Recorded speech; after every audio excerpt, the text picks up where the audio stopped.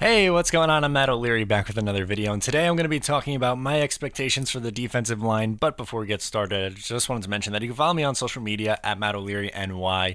Also, if you haven't already, please make sure to tune into the podcast every Monday. You can call in, leave me your question, and I'll try to get to it on the show. So pretty much for the last decade plus, the Jets have been built around their defensive line.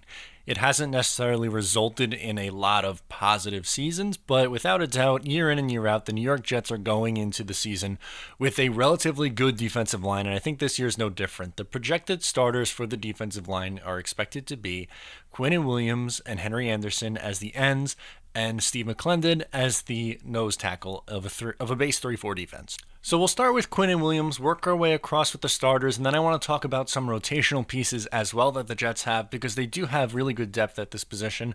I would argue that this is probably their deepest position, especially after moving on from Jamal Adams in a trade. I would say that the Jets are best on the defensive line. So let's start with Quinnen Williams. In his rookie year, he had 2.5 sacks, 28 tackles, 4 tackles for a loss. He played 46% of defensive snaps and had a 67.4 Pro Football Focus grade. He was much better against the run than he was against the pass. I would say he had an okay rookie season.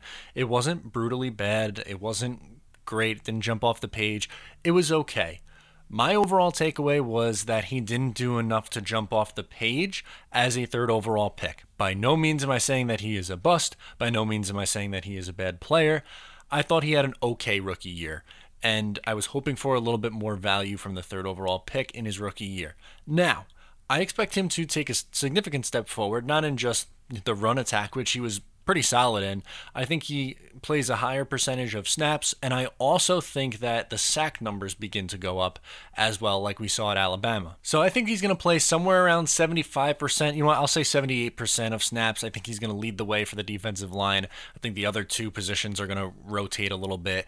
But I definitely think he's going to play more than 3/4 of the defensive snaps. I'll say he has 8 sacks, 58 tackles, and 9 tackles for a loss. That would be a much improved season, kind of like what we saw from Sheldon Richardson in year 2. To me, I think Quinnen Williams is going to be a more consistent version of what Sheldon Richardson was early in his career. I'm talking like 2014 Sheldon Richardson, not outside linebacker Sheldon Richardson. Next up, Steve McClain. He is an underrated Jet. He's a great leader, a great run stuffer, and he's just solid in the middle, man. He's still getting after it. I think he's 34 this year, which is nuts.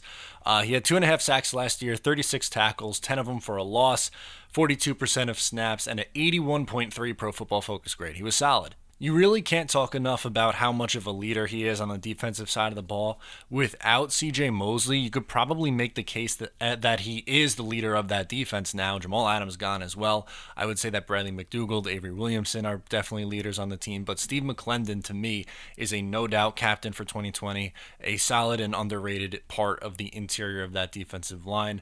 And for his 2020 stat line, I think he's going to have about 1 sack. He's not really a sack guy. 31 tackles, 8 tackles for a loss, and play 40% of the snaps. So just a regular, solid season expected from Steve McClain in the middle of that defensive line.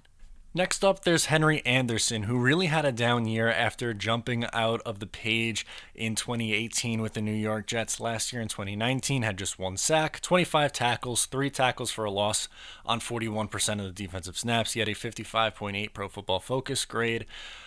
He obviously took a big step backwards last year. I don't think he's as bad as what he was last year. I also don't think he's as good as what he was 2 years ago. I think he's probably somewhere in between. I'll say he has 3 sacks, 31 tackles, 5 tackles for a loss, and he'll play 48% of snaps, which is, again, somewhere in between what he was last year and where he was in 2018. I would not be surprised if the Jets decided to move on from him after this year.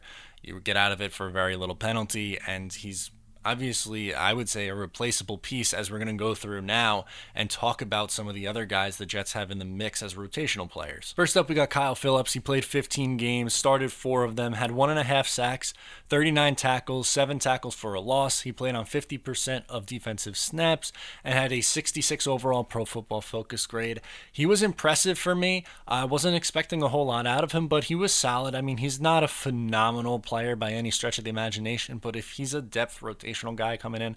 I think that's more than fine. He's very, very good against the run. Common theme here, the Jets' defensive line is good against the run, really struggles in pass rush, but I think for this year, he's going to have 2.5 sacks, 42 tackles, 5 tackles for a loss, and play 52% of the snaps. Last year, Nathan Shepard played 9 games for the New York Jets, 0 starts, but I thought he was solid in those 9 games. He had 2 sacks, 11 tackles, 5 tackles for a loss. He played on 21% of the defensive snaps and had a 71.3 Pro Football Focus grade. Again, he's a really nice depth piece, and I think you could see that snap count begin to rise up a little bit. I'll say he plays 35%. Again, he's probably a little bit lower on the pecking order here, but I think he'll have 3.5 sacks, a little bit more of an output there, and 22 tackles, 4 tackles of which are for a loss.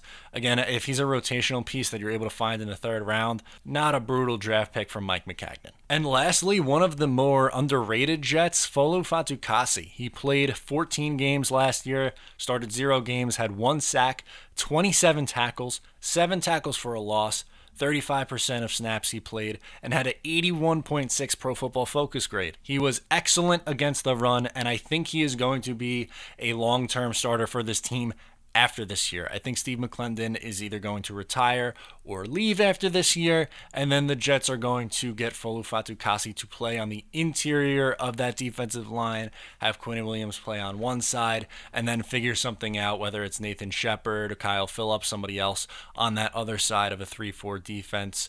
As for this year, what can I expect from Fatukasi? I'm going to say 40% of snaps, 4 sacks, 36 tackles, 9 of which are going to be for a loss.